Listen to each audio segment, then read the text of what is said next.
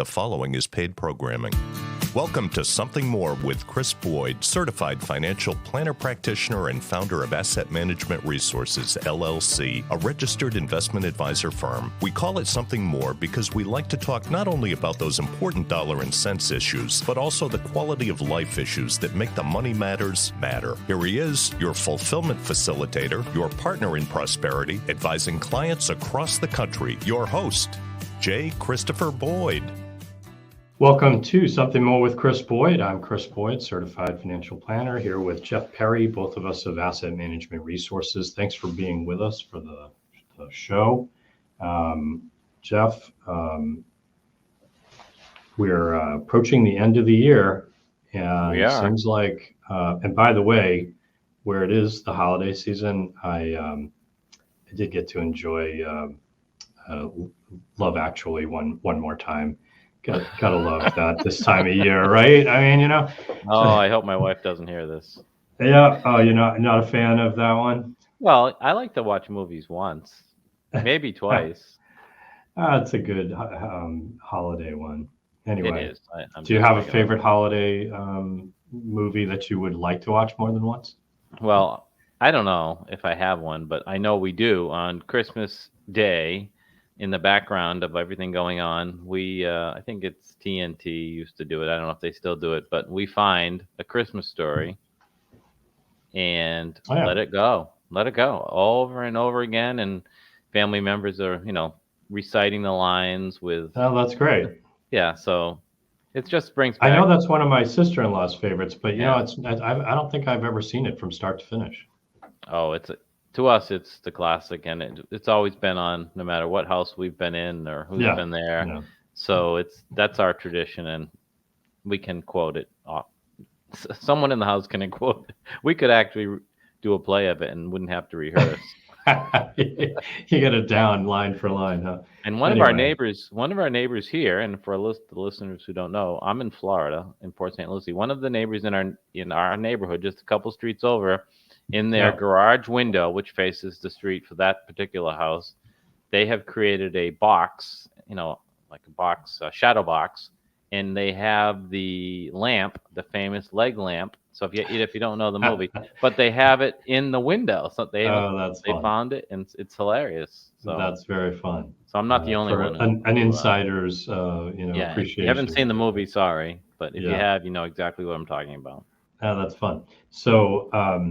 Well, in any case, I started down this path, a little rabbit hole, but you mentioned you're in Florida. And for those who don't know, I think they probably would if they've listened to the show. But if you haven't, I'm here in our AMR studios in Hyannis, in our office in Hyannis. So in any case, we wanted to talk a little bit about tax-related issues as we come into the end of the year.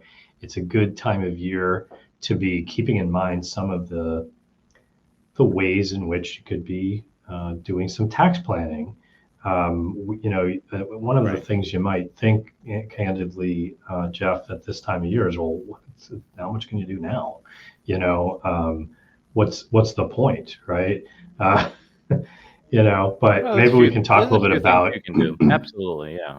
Yeah, some of the things that are available, and let's face it, taxes don't usually engender a lot of excitement among people, but if you can save yourself money and invest, that's part of what we talk about, personal finance, how to improve your financial life. Well, this is one of those things you can do to ultimately reduce your tax bill, or things to remember, whatever it may be this time of year. These are important, so we don't want to ignore them either. So with that in mind, let's do that. Let's jump into. You found one of us found. This was you. You found an article in Barrons, which is a weekly financial newspaper magazine that's been around forever, very highly respected. Yeah. And, yep.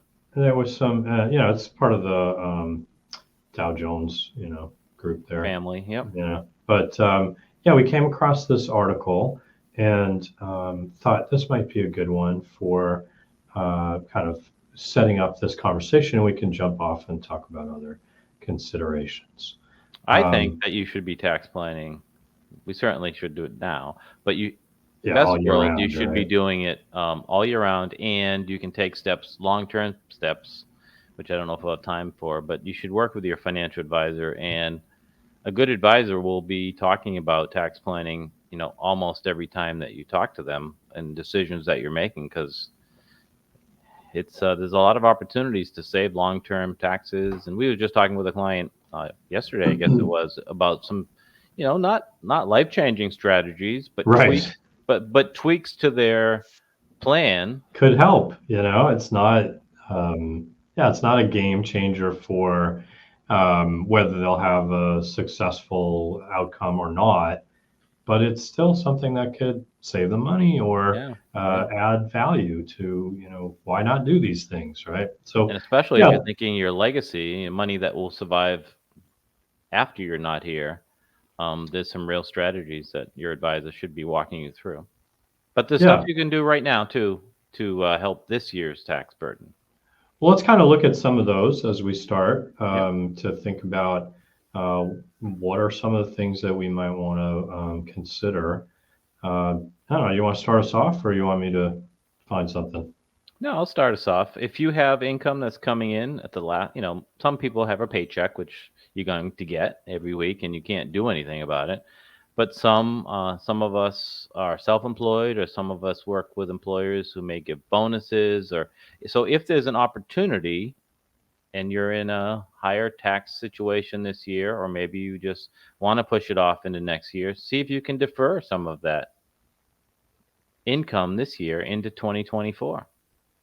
Yeah, to your point, in this conversation we had, we kind of looked at it's the not just your adjusted gross income, but what's your taxable income? Where's that put you in a bracket? Right. And if you're getting to a point where you might be creeping up on a higher tax rate, maybe that's a good instance of an instance where if you have that kind of control, Right. where you might opt to either take expenses if you're self-employed sooner to reduce, pay some bills early, kind And of thing, accelerate your deductions, right?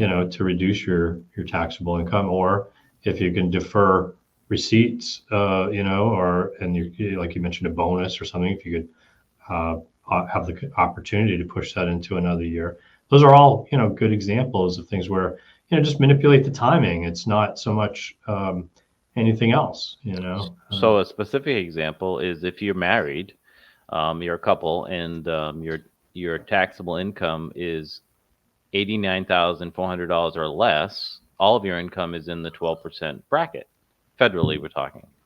Mhm. So, I mean, that's a pretty common number for a couple, to be around $90,000 for their income. So, to your point, if you can delay income or add deductions this year, you may be able to keep everything below, rather than going up to that next bracket is 22%. So that's a 10% difference. Yeah, difference in the cost of that tax. Right. I So mean, it's worth looking at. yeah, you never know exactly. There are things that are beyond your control, and maybe that's part of what we'll talk about as well. But some of the things to be watchful for, pay attention to, so you don't have surprises. But like one of those, for example, is if you have investments in a taxable account, Right.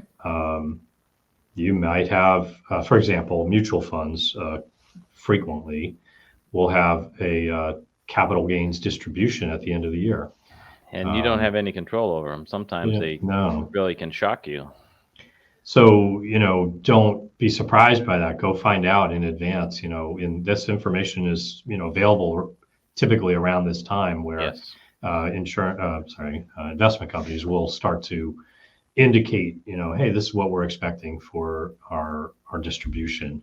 The worst is when you have a down year and a capital gains distribution, which kind of happens more in mutual funds, because people in a bad year, there might be more investors that flee the fund, but you who stayed in the fund end up with the consequence that some of that tax consequence. This is why oftentimes we favor the use of exchange traded funds. They have greater tax efficiencies and issues like these, they're less likely to have capital gains distributions, Right. as compared. But in any case, let's talk about other items, Jeff. What Well, else and should we talk about? while you're on that subject of looking at your investments, you may have investments in maybe mutual funds, but maybe specific individual stocks, whatever. If you have investments that you can sell now and take a loss, if that's what you have, record your loss, record your capital loss. Yeah. Those losses can offset some of the gains on maybe mutual funds or other gains that you have, and they will reduce your taxable income, your taxable burden for 2023. Yeah, Go ahead. just capital gains planning, loss harvesting is a really important technique that if you're not doing yourself, or if you have a professional, if they're not doing that as part of their routine for your planning, it could really miss out on some of the ways to help you enhance your returns, because it's really just manipulating the tax plan, when you're going to pay the tax. But if you can do that, postpone some of that taxation, that's appealing. Let's elaborate, Jeff, what that really is about. What are we doing when we do that? So let's say you have just to keep it nice and simple, let's say you have shares of ABC Corporation in a taxable brokerage account that is down. You have a loss. It's worth less than what you paid for it whenever you bought it. So if you sell it, you're locking in your loss until you have a capital loss, and your loss can be deducted up to $3,000 on your income tax. Right. Or if you have capital gains also this year, either from other sales of individual stocks or through the mutual funds that you mentioned, or other activity, any amount of losses greater than $3,000 can offset any gains that you have. So the most common question that you get is, well, I know that ABC Corporation is down. This is a hypothetical. I don't know if there is an ABC Corporation. It's probably one somewhere. Yeah, we're just making up letters here. Yeah. If there is an ABC Corporation, we're not intending to promote that. This isn't about you. This song isn't about you. So, most investors get that, and they go, that's probably a good idea. But here's the objection, and I'd like you to comment on it, is I really like that ABC Corporation. I don't want to sell it. Or I really like that. People even have affection to a mutual fund. Oh, I don't want to sell that mutual fund. I like it, right? Yeah. And so I don't want to sell it, even if I'll save money on my taxes. So two things. One is, and we're talking in generalities. We're thinking in terms of long-term capital gains in the way we talk about this generally. But there is nuances of short-term and long-term, and let's ignore that for our conversation here. Put them all in the same bucket. Conceptually, we want to be in a position where we can try to offset some of the gains with losses to avoid taxation. In the case of I really like that. One consideration is you can buy it back after a wash sale period, which is 30 days, something like that. So you can buy it back subsequently if you really want to own it. Alternatively, let's talk about that, because people may not know that term. You can't buy it back the next day. That's a violation. If you do that the next day, you're not going to get the benefits of this tax planning. You're just going to have headaches. Right. That's basically what it amounts to. So you would, and it's similarly, you have to think 30 days or in advance as well. It's you can't say, I'm going to buy it, the day before and then sell it, the existing shares the day after. You can't. You got to think in terms of that window of time. Yeah, the IRS is onto this one. You can't sell with the right hand and buy with the left hand. Right, and the different accounts and all that kind of stuff. Right. It still works against you. Right. So don't do that.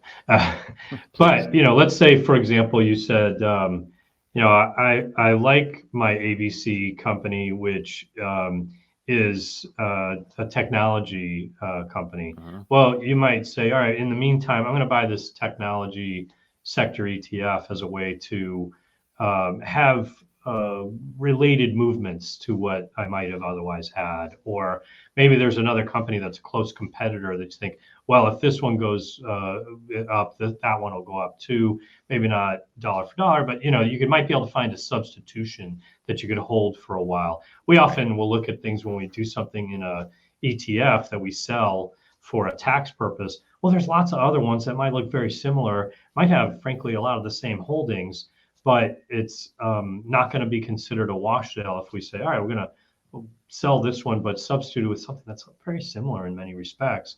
And we'll hold on to that one as in place of the one we sold. So, and similarly, if it's, in the case of the stock, but we don't want to hold, I can't find a really great solution. Maybe there's a sector fund or a subsector fund that owns that stock in measure that you might say, okay, this would at least be a way to have some reflection of what would happen there. There are other nuanced ways to deal with it. If you dealt with options or something like that, you might have a way to, to have some, opportunity to have exposure and so forth. But for most people, it's just, let's find something that's similar and put it in that way. Did that address what you wanted to hit on? Yeah, absolutely. It's obviously easier with ETFs and mutual funds than individual stocks, but it's something that your advisor should be able to walk you through, and it's an opportunity. And I just want to add a little bit more clarity to what I said. I said you can take a $3,000 loss on your tax. That doesn't mean you lose. If you have a $10,000 loss, that the $7,000's gone. That's a great point. That carries over for future years. It's there forever. You can use it next year or the year after. So next year, if you didn't have capital gains that you wanted to offset, which if you did, you could, if you had $7,000 of capital gains, you'd be fine to use that to offset the gains. Right. But if you didn't have gains, you could use another $3,000 on your tax bill to, have it as an item that you could reduce your income. And so forth. Yeah. There's no cap. There's no cap on taking your losses. It's just when you can take them. Yeah, you just don't get to use it all in the same year in that case, right? That's right. Unless it's offsetting gains. And so that's what we're talking about, this idea of offset the potential of capital gains activity with, if you have losses, consider it a consolation prize that you can use to reduce your tax bill, and then find a good substitution to, just reposition into a similar holding that will allow you to still have participation, but manipulate the tax timing. This subject wasn't in the article, Chris, but I think it's worth noting. One way to reduce your taxes is to avoid penalties as well. So, this is a time of year when a lot of people who pay estimated quarterly taxes are saying, okay, you got my last payment coming up in January. So do some math, project not only your income, but your capital gains. As you said, look at your mutual fund holdings as well, and make sure that you make the appropriate quarterly payment to put you in a position where you want to be, and meaning you've paid enough of your estimated taxes. Because if you don't, the IRS, they give a lot of first year grace on some things, but not everything. So you don't want to be playing that and have a penalty for not paying enough estimated taxes. Yeah, that's a great point. And if you have the opportunity to take greater, tax withholdings and things like that, there may be, times that would be beneficial. I don't know about you, Jeff, but I've been in roles in my life where I've had to deal with estimated taxes, and I think most people would agree that it's a real pain in the neck. And there's odd dates. It's not exactly quarterly that you have these dates that you should do. So it's something that oftentimes your tax preparer says, okay, and here's your bill, and here's your estimates for next year. And you got these little coupons, and it goes in a drawer, and you forget all about it.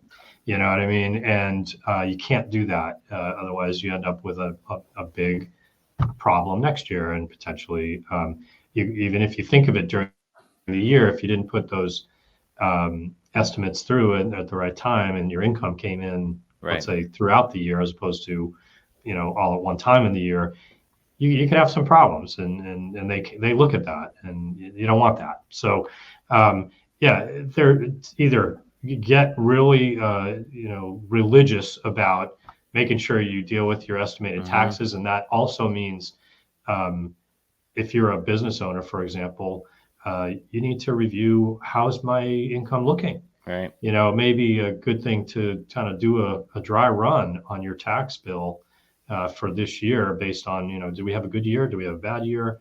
Do we need to do more in our quarterly estimates? Can we do less? That kind of thing. Uh, don't just go on autopilot, I guess.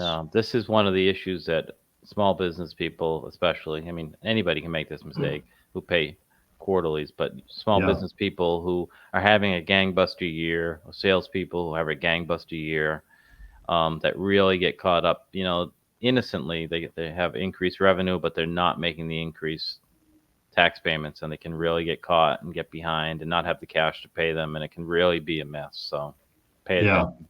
Yeah, that's just it sounds like we both are speaking from the voice of experience there, that this is one of those things you just don't want to have to deal with. I've had clients who have fallen into this, and It's ugly. Yeah. I'll say totally. innocently, but I mean, if you're making more money, you should know that the amounts on the coupons Need to be adjusted. isn't really the number anymore. That's based on last year's income. Well, there's nothing worse than, your accountant saying, well, you had a great year, and you're thinking, yeah, that's great. And then they say, so you need to pay this much more in tax. And you're like, where am I getting that from? You know what I mean? If right. you didn't plan Sometimes for they it. didn't save it, right? Yeah. So that, I mean, it's not, I didn't mean to say that nothing worse than you had a great year. It's now you have to pay and you go, oh, do I have that? Yeah. So anyway, let's go on with this. This was a Barrons article we were talking about, and it had a variety of, the title was Tax Season is Around the Corner, 6 Ways to Lower Your Tax Bill. We've talked about a couple of them. Deferring income could be one of those. Accelerating deductions might be another. What are some of did we talk about that? Do you think deductions, that's like business expenses and things of that sort? What are some other examples that we might think of for deductions?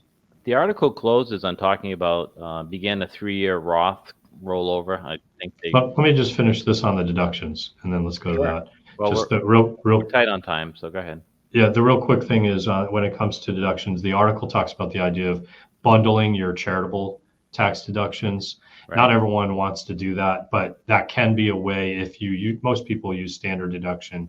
Sure. But if you have the opportunity to think about some of those kinds, if you have a year where you have a lot of health issues, you can get itemized deductions for medical expenses or whatever it may be. So anyway, continue on with your point there, Jeff.